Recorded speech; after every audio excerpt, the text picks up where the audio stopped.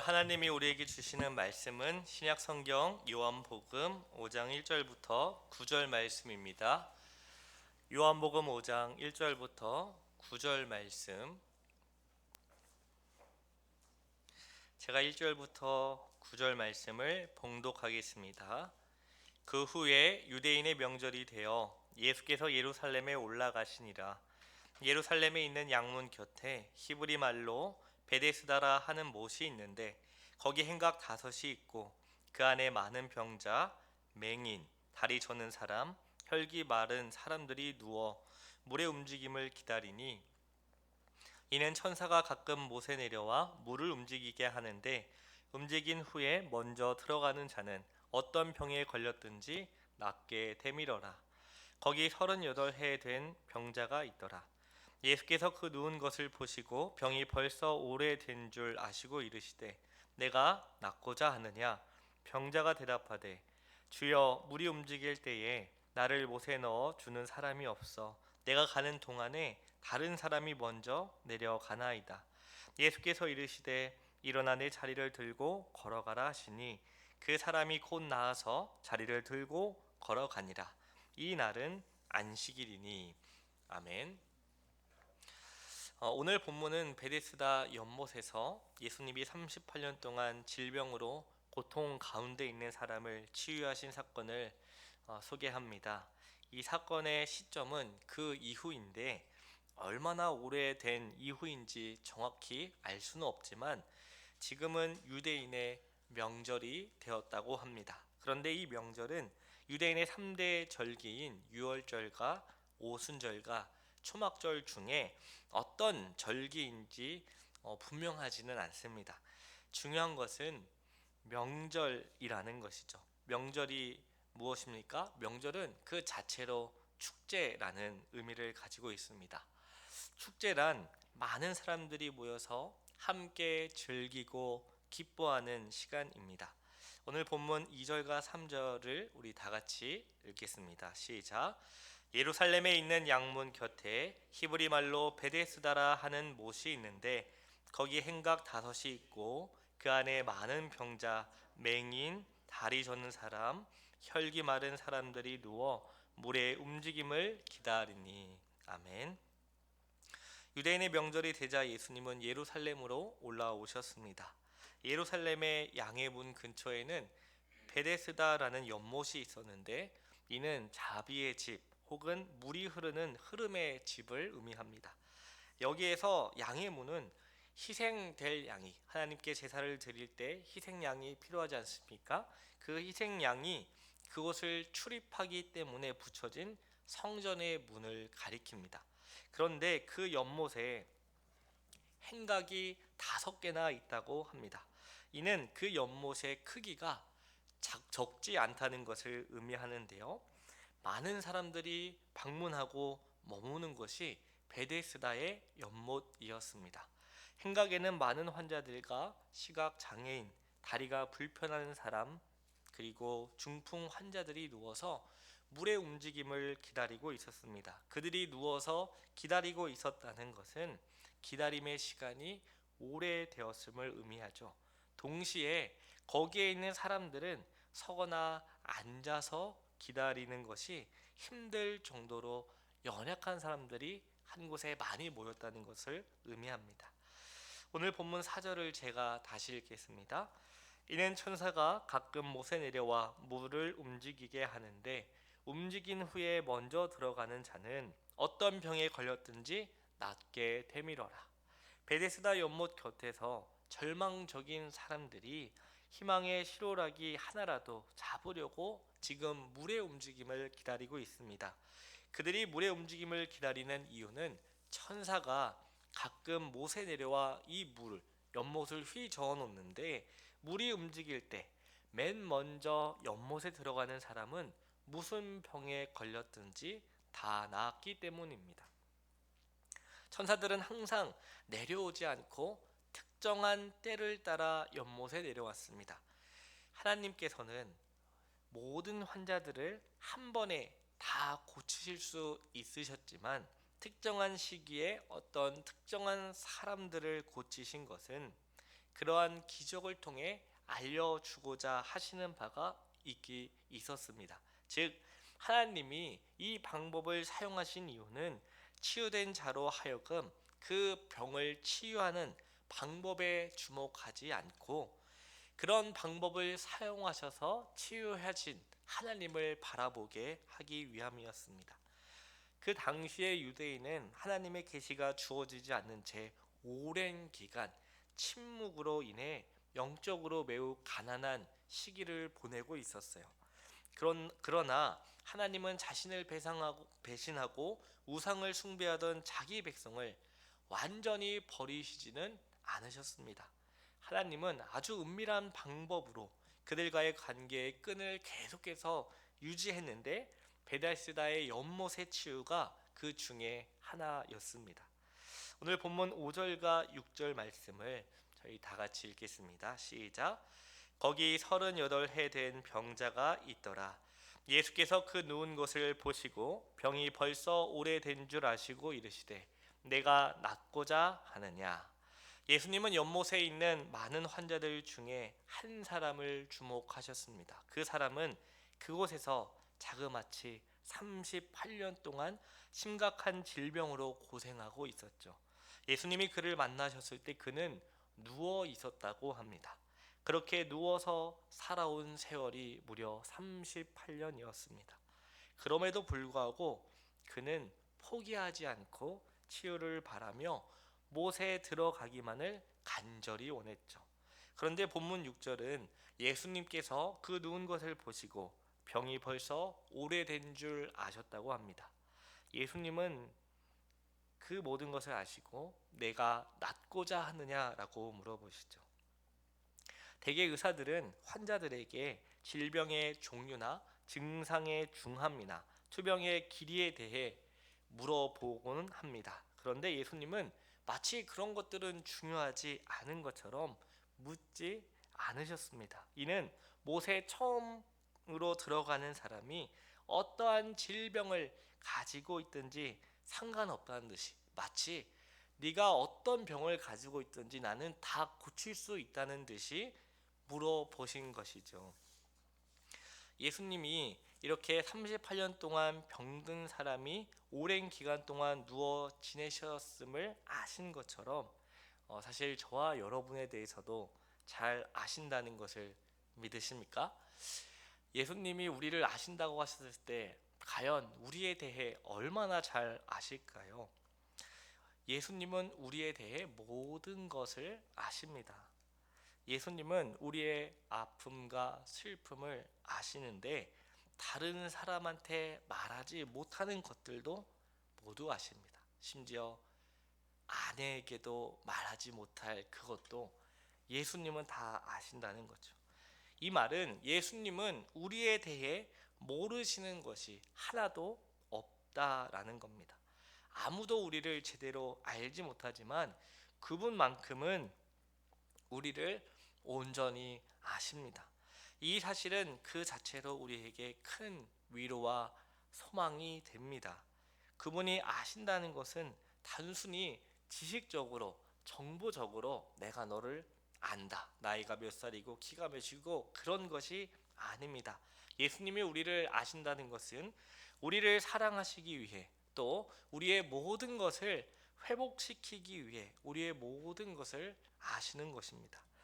그런가 하면 예수님은 38년 동안 병든 사람에게 내가 낫고자 하느냐라고 물으신 것처럼 모든 필요에 대해 우리에게도 물으십니다.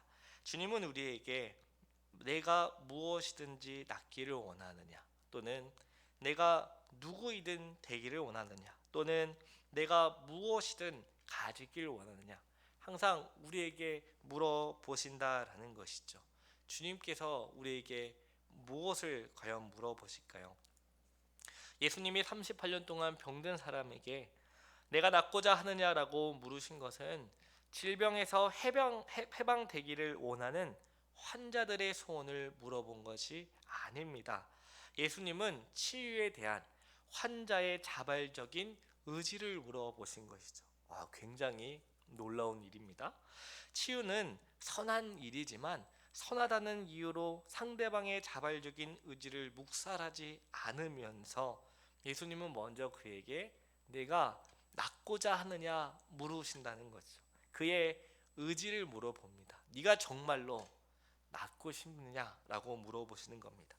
내가 낫고자 하느냐라는 예수님의 질문을 통해 우리는 특별히 누군가에게 선을 행할 때 우리가 모르는 사이에 무례를 범하지 않도록 각별히 신경을 써야 합니다. 선행의 공급자가 되면 자신도 모르게 갑의 자리에 서고 선행의 수혜자를 함부로 대해도 되는 것처럼 착각하는 사람들이 많기 때문이죠. 자신들이 하는 일은 선하니까, 좋은 일이니까 군소리 말고 그냥 주는 대로 받으라는 것입니다. 그렇게 선행을 빙자해서 자신의 천박함을 부끄러운 줄도 모르고 그대로 드러냅니다. 그러나 선행에 있어서 중요한 것은 주는 자의 마음과 입장보다 그것을 받는 자의 마음과 입장을 먼저 생각하고 배려해야 합니다. 예수님은 38년 동안 병들어 누워있는 사람에게 내가 낫고자 하느냐라고 물어보심으로 그의 의지를 존중해 주셨습니다. 따라서 우리는 누군가에게 교회에서나 또는 회사에서나 집에서나 선을 행할 때 내가 무엇을 어떻게 주느냐보다 그 선행을 받는 그 사람의 마음과 입장을 고려해야 합니다. 오늘 본문 7절 말씀 우리 다 같이 읽겠습니다. 병자가 대답하되 주여 물이 움직일 때에 나를 못에 넣어주는 사람이 없어 내가 가는 동안에 다른 사람이 먼저 내려가나이다. 아멘. 예수님의 질문에 병자가 뭐라고 대답합니까? 주여 물이 움직일 때에 나를 못에 넣어주는 사람이 없어서 내가 가는 동안에 다른 사람이 먼저 내려갑니다. 아무도 다가오지 않고요, 말조차 걸어주지 않는 그곳에서 그렇게 버려지고 잊혀지고 망가진 자신에게 말을 걸어준 것만으로도 충분히 감사하여 이 사람은 주여를 먼저 부릅니다. 그런데 병든 사람은 낫기를 원합니다 라는 대답이 아니라 그동안 자신이 낫지 못한 이유에 대해 하소연을 쏟아냅니다. 주여 물이 움직일 때에 나를 못에 넣어주는 사람이 없어서 내가 가는 동안에 다른 사람이 먼저 내려갑니다. 이 말은 뭐예요? 내가 정말로 낫기를 원한다라는 것이죠. 물이 움직이고 처음으로 들어가야 치유를 받는데 자신을 못에 넣어주는 사람이 없다는 것과 다른 사람이 자기보다 먼저 못에 들어가는 것 때문에 지금까지 여기 누워 있습니다 라고 대답합니다. 여기서 우리는 그가 스스로 움직이지 못할 정도로 건강의 상태가 나쁘다는 사실을 알게 됩니다. 문제는 그를 도와줄 만한 사람이 주변에 아무도 없다라는 것이죠. 도움이 없이는 한 걸음도 움직이지 못하는 삶을 38년 동안 살았습니다. 이게 어느 정도 얼마나 긴 기간인지 가늠이 안 돼요. 또한 그는 다른 모든 환자들이 그보다 먼저 못에 들어갈 정도로 그는 가장 연약하고 외롭고 심각한 중증의 환자임을 또한 알게 됩니다. 그런 그가 못에 들어가는 순위에서 항상 밀리는 것은 어떻게 보면 당연한 것이죠. 이처럼 내가 낫고자 하느냐라는 예수님의 질문에 38년 동안 병든 사람은 자신의 각오로 대답했습니다. 그는 치료되지 못한 과거의 실패에 길들여져서 이제는 나는 할 수 없지만 자신을 다른 사람보다 먼저 못에 넣어줄 사람만 있으면 된다고 생각한 거죠. 이미 나는 스스로 불가능하다라는 것을 아는 것이죠. 그의 소망은 여전히 연못에 먼저 들어가는 것이었습니다. 그런데 그가 한 가지 알지 못한 사실이 있죠. 지금 자신의 눈앞에 계신 예수님이 어떤 분인지 모른다라는 것이죠. 예수님을 눈앞에 두고 정작 다른 사람을 의지한다라는 것이죠. 오늘 본문 8절과 9절입니다. 예수께서 이르시되 일어나 내 자리를 들고 걸어가라 하시니 그 사람이 곧 나아서 자리를 들고 걸어가니라. 이 날은 안식일이니 예수님은 38년 동안 병든 사람이 낫기를 원한다는 사실을 확인하시고 그를 고치셨습니다. 그런데 그 사람이 원하는 방식은 아니었어요. 그를 연못에 넣어주는 방식이 아니라 그에게 명령을 내리시는데, 어떤 명령을 내리시냐? 일어나라, 들라, 걸어가라. 이 세 가지 명령으로 예수님은 그를 고치셨습니다. 38년 동안 자리에서 일어나 본 적이 없는 사람에게 일어나라는 거, 들으라는 거, 걸어가라는 예수님의 명령은 사실 너무나 황당하죠. 태어나서 한 번도 해보지 못한 일에 대한 명령이고, 또 그가 원하는 방식이 아니었기 때문입니다. 내가 경험한 적이 없는 명령에 대해 내가 생각하는 방법과 주님이 주시는 방법이 다를 때 우리는 보통 어떤 결정을 내리십니까? 여러분들은 어떤 결정을 내리시죠? 그동안 저의 자신을 돌아보면 일단 원망하고 불평했던 것 같아요. 하나님, 꼭 이러셔야 됩니까? 이게 최선입니까? 근데 알면서도 주님 분명히 최선이야. 근데 제가 뭘 하는 거죠? 자꾸 이건 아니지 않습니까? 자꾸 그러지 않으셨습니까? 대부분의 사람들은 할 수 없다고, 이게 뭐냐고 포기합니다. 그리고 주님께서 자신의 요청을 들어주지 않으신 것이라고 생각하며 불평하고 원망합니다. 그러나 주님은 우리의 모든 것을 아십니다. 나보다 나를 더 잘 아시고 나를 더 사랑하십니다. 또한 주님은 우리가 하지 못하는 일들을 넉넉히 해내고 남으십니다.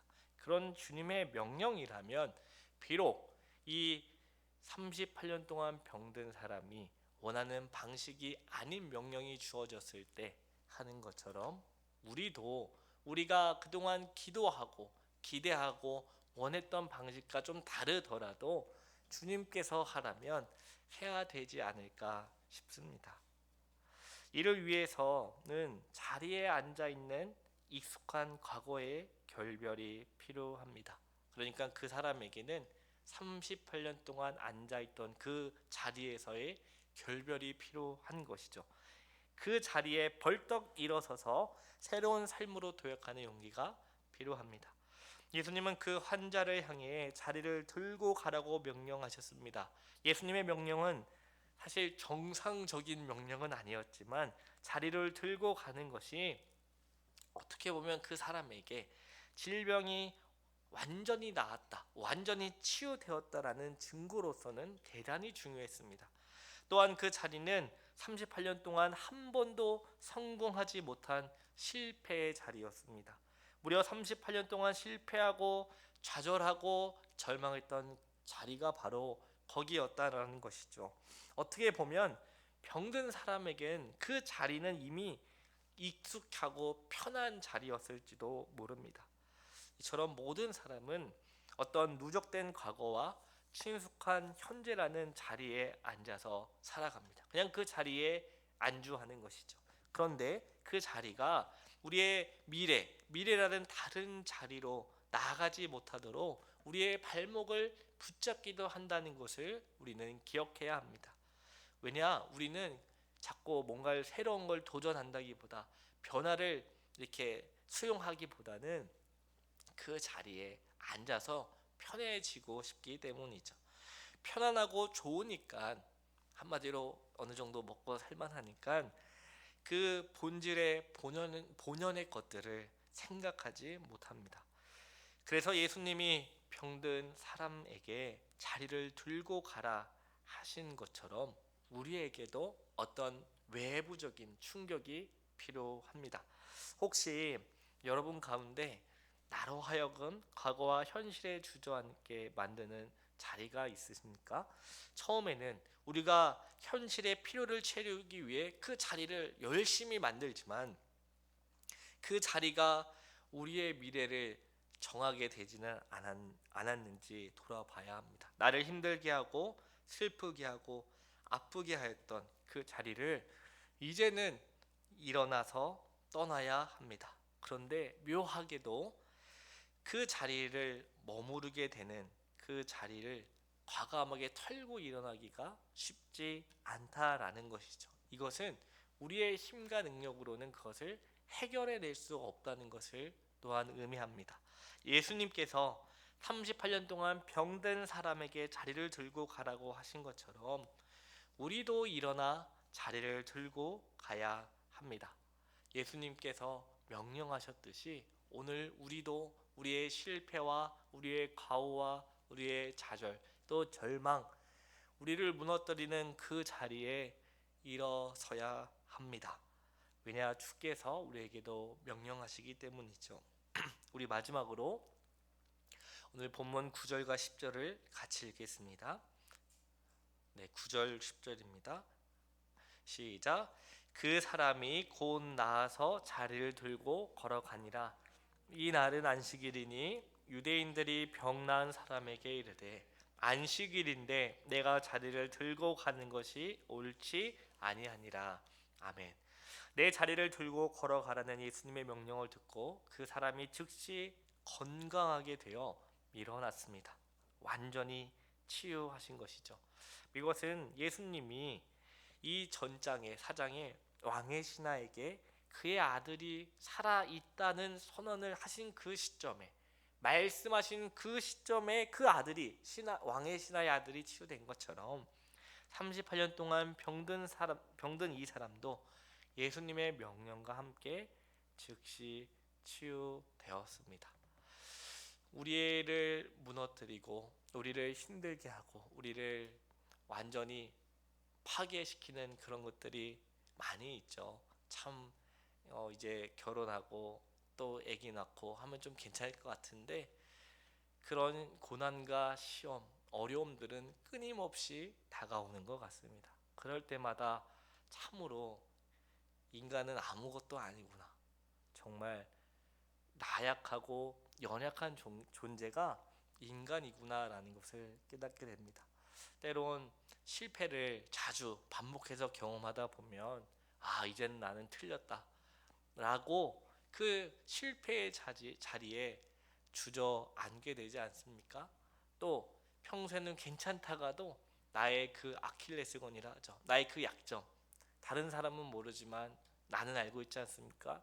그걸로 인해 잘 가다가 한순간에 또 넘어지고 이렇게 무너지는 그런 경험을 하시지 않습니까? 그럴 때 오늘 예수님께서 그 38년 된 병든 사람에게 말씀하신 것처럼 내가 낫고자 하느냐? 일어나라, 들라, 걸어가라.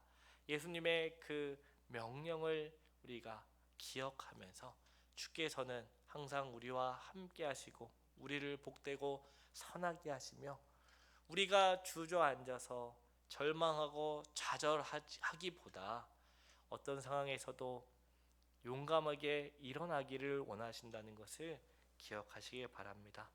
그래서 예수님께서 하나님의 아들이시요 우리에게 생명을 주시는 유일한 하나님의 아들이심을 믿으시는 저와 여러분 되기를 간절히 기도합니다.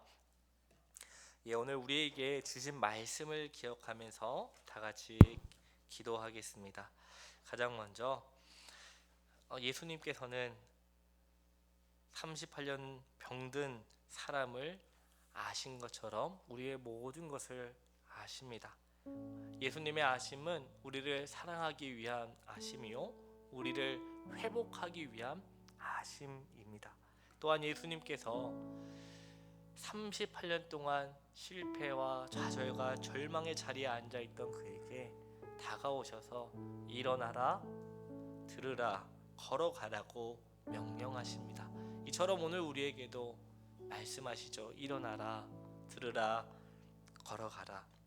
예수님의 그 말씀, 예수님의 명령이 우리에게 주어질 때 우리는 어떤 상황에서도 일어날 수 있고 들을 수 있고 걸어갈 수 있습니다.